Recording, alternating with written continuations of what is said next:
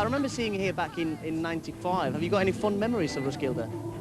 Yeah, I do remember Roskilde has been very well organised and a good stage and a good feeling, really. I remember the tent was full of people when we were playing, and we had a good show, I seem to remember.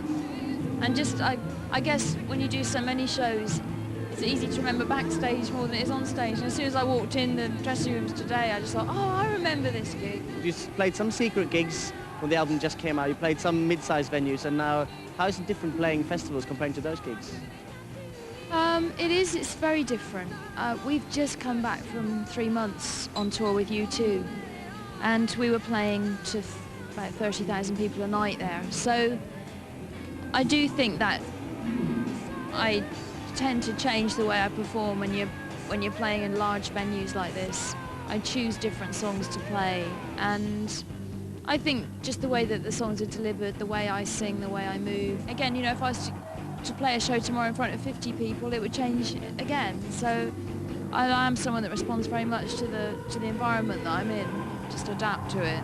How did the U2 tour come about? Did they ask you, or how did that come about again? Because you did it before, back in '92, '93. Yeah, they asked me.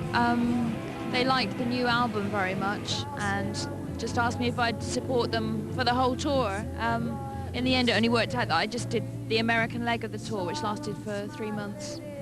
So speaking of the album and environment stuff, there's been a lot in all interviews about New York this, New York that. Do you think that's been blown out of proportion? How important are the surroundings for your influences when you write an album? Well, surroundings are very important, but I do think it has become out of proportion in the fact that only 6 songs were written there that were on the album, but people seem to like to make a lot of it, and I think it's probably because at that time in my writing I began to use place and name references. And that I started doing that when I was in New York, so obviously the place and name references are mostly about New York. The other songs were written all over the place. Some were written in Europe, some were written in England, some were written in different cities in England, some were written in by the countryside. So it's quite a mixture. It's certainly not a New York album.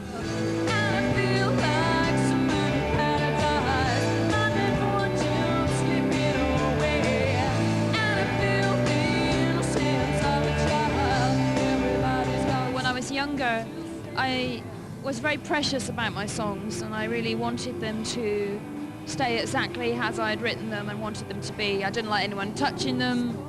This bit had to be played like that. No, you played it wrong. It's got to be like that. You know, it was like that. And as I've got older, I think I've found that I enjoy letting them breathe a bit more.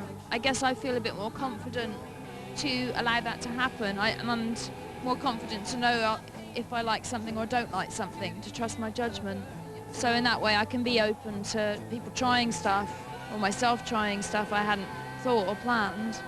Now I like to let the songs take themselves somewhere, and I do find that more in the studio they will take themselves on a very different route to what you thought a song might have become.